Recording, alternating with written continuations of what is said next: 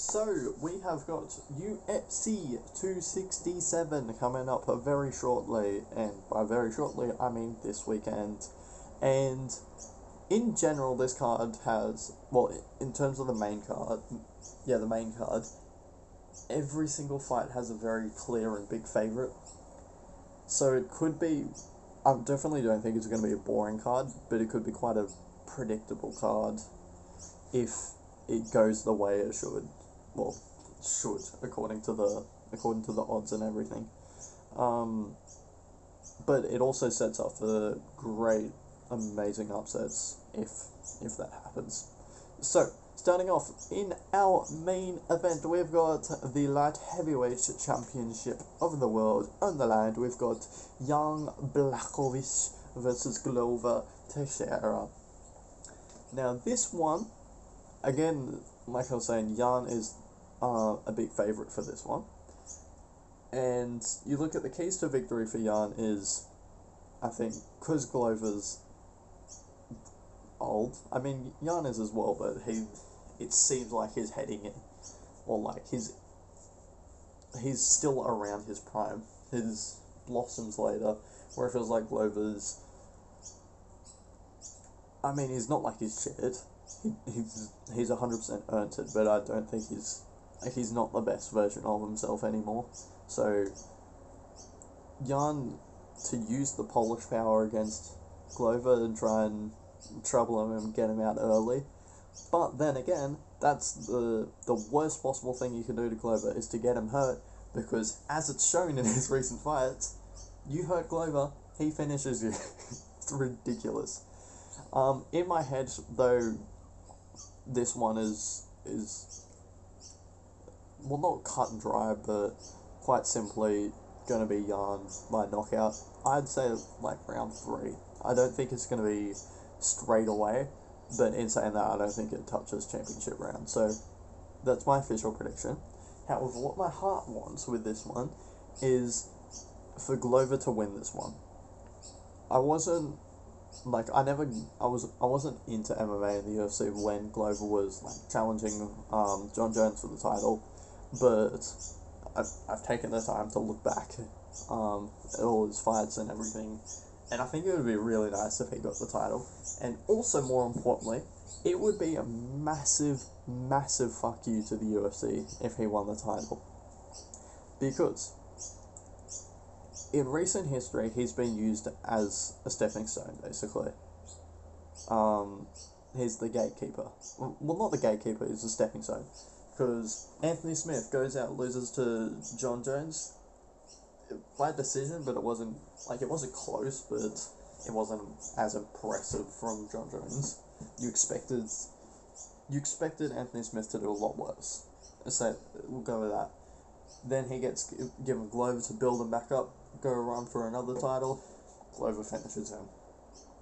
Then Thiago Santos went to a split decision, which was it was a decision for Jon Jones. I don't know how it was a split, but we move. He looked good against Jon Jones. Time to build him back up. Gets matched up with Glover. Glover finishes him. So the UFC clearly didn't wanted to build up those younger guys, and he's just gone, nope, I want to do this. And the second bit why I think it'd be a massive fuck you to the UFC, Jan's first title defense was Israel Adesanya. It should have been Glover. It made no sense other than the light heavyweight division, without Jon Jones, it needs a star. Who's going to be a bigger star? Jan, Glover, or Israel? They went for Izzy, and Izzy got beaten by Jan, and now it's Glover. So if Glover wins, it's going to throw that division in so much shit, because you've got, technically you've still got Jon Jones looming, who would be the best light heavyweight in the division if he actually fought. Fought real fighters, not as well.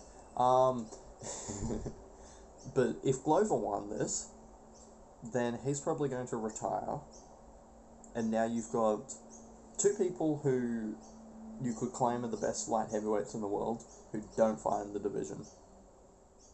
That'd be so much shit gets thrown into it. So it would be a massive fuck you to the UFC. So that's why I want Glover to win, but I think realistically it's going to be Jan. Next one, fighting for the interim bantamweight championship of the world, we have got Petr Yan versus Corey Sandhagen. Now this one, we've got Petr Yan as the not I think because of the next fight, it's not a massive underdog, but a big favourite in Petr Yan. This is the one I think the upset is most likely to happen, because I think Petr Yan has a yeah, I sound really dumb. From the outside, he looks like his style is bad, in the way that he stands up very straight and just has his hands there ready. Generalizing, but he stands up straight like that. For most people, that's not a good stance. Standing up straight, you're not going to be able to move very fast, and you're going to get hit a lot. Early on, he's different. He can do that. But in saying that, I think against someone as unpredictable and inventive as Corey, there's potential for him to land a big shot and get it finished.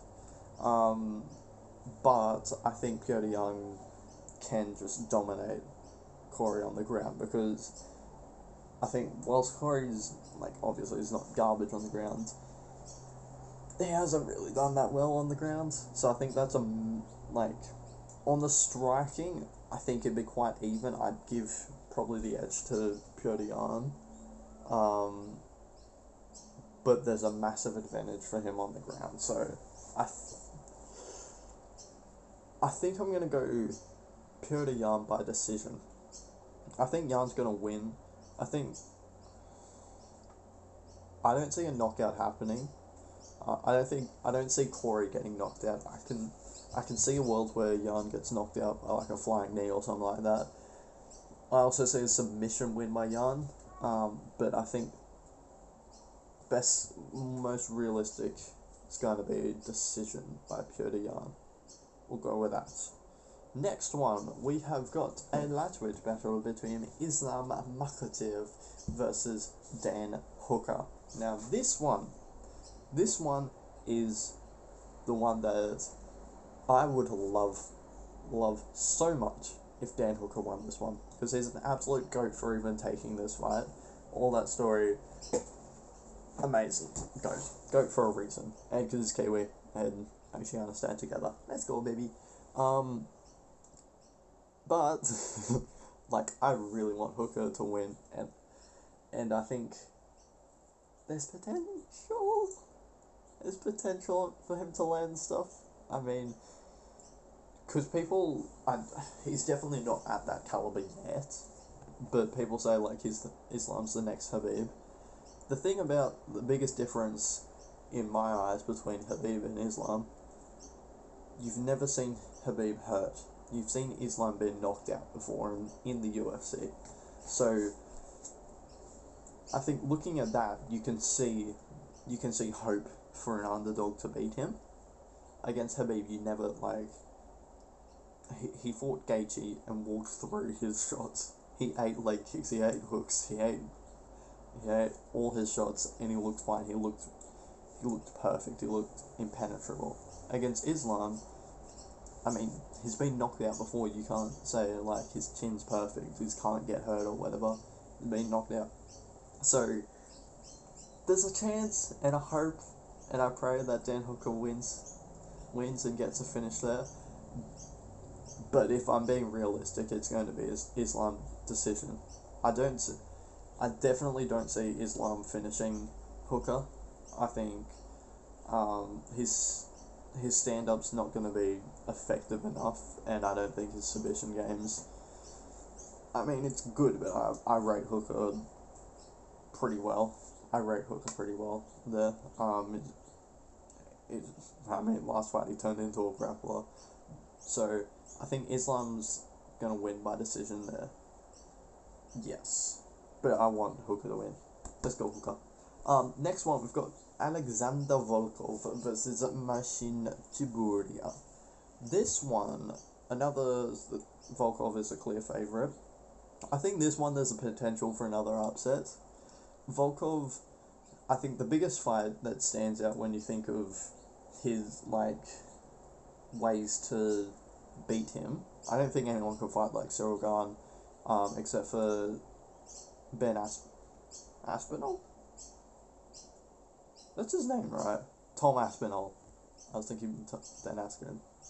Except for Tom Aspinall, I think that's the only person who could implement and fight similarly to Cyril Gahn.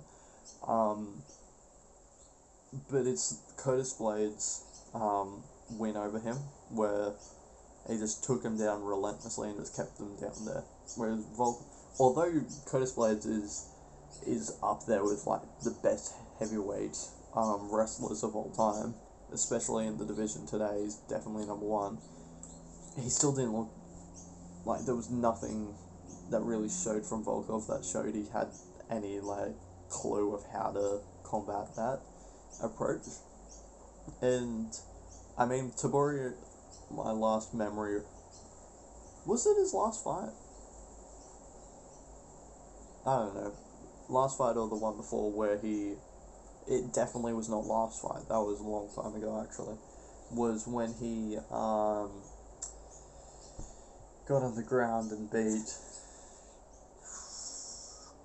Greg Hardy, the NFL player. I think that's his name. That's there's a path to victory for Tybura in that sense. But in a massive roundabout way, I don't think he's going to be as effective enough to get that done. And I think Volkov is going to win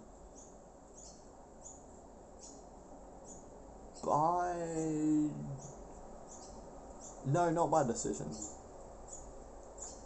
I've just gone and realised that'd be 3 out of 4 that I said the decision.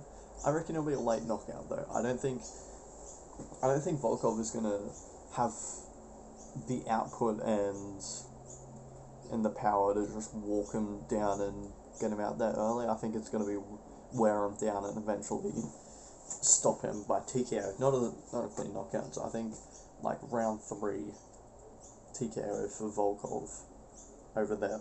Next one, we've got Li Jingliang versus Khamzat Chimaev. I can only think of, I think it was Joe. Oh, pardon me. Sorry, those who calls him Jingling. Slightly racist. It isn't really. It's just him not giving a fuck, but it's so funny. We've got Li Jingliang versus Khamzat Chimaev. This one, I think this one I'm intrigued to watch. Not the most, but I'm intrigued to watch a lot. And the simple question is Khamzat the same? Is he going to be just as dominant as he was last year? Because he was on a tear. He was on a fucking tear. And all the debacle with his debacle with COVID and very much closely retiring forever, I think there's a worry that it's not going to be the same. He's not going to be on the same trajectory as before.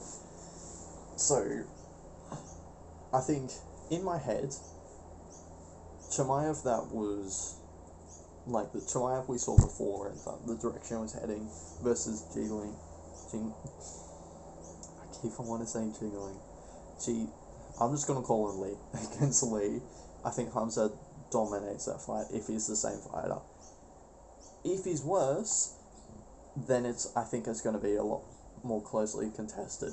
But we're going to cross our fingers, hope and pray that Khamzat is the same fighter that he was before. And if he is, I think he gets it done around round 2 knockout. Round 2 knockout. Yeah, I don't think he's going to do the same thing with Gerald, where Lee's going to be terrified and get back to the cage and watch out for the wrestling.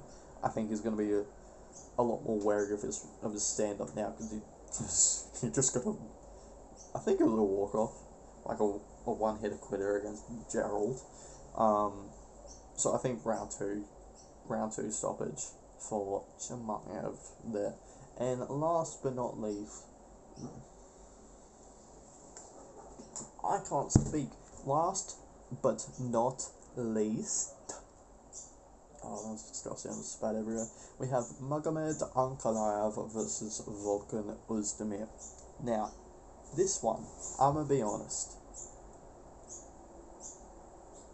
I think in the world, in the division right now, one person beats Ankalaev, and that's Jan. Honestly, I am so high on Ankalaev. I think he's like, when you see prospects and think like, oh, will they be a champion one day, all this, for me, he's a lock. I think 100% he's going to be a champion one day. He is incredible fighter. So in saying that, I don't see Volkan giving him troubles.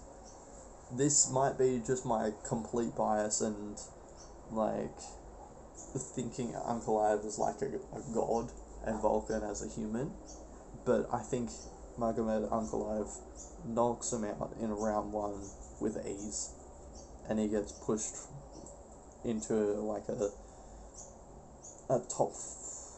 I don't know what his ranking is. Like, honestly, I see him fighting for the title within the next 2 years. I wouldn't be surprised if it was within a year, in like 2 fights. He beats Volkan, beats someone else in impressive fashion, and then fights for the title. That's not out of the realm of possibility for me, in my eyes. I think Ankalaev is so good. I think he's ridiculous. So, yeah, I think he's going to win that fight. And that rounds off the UFC 267 card. Oh. Guess what? I just saw the time of it.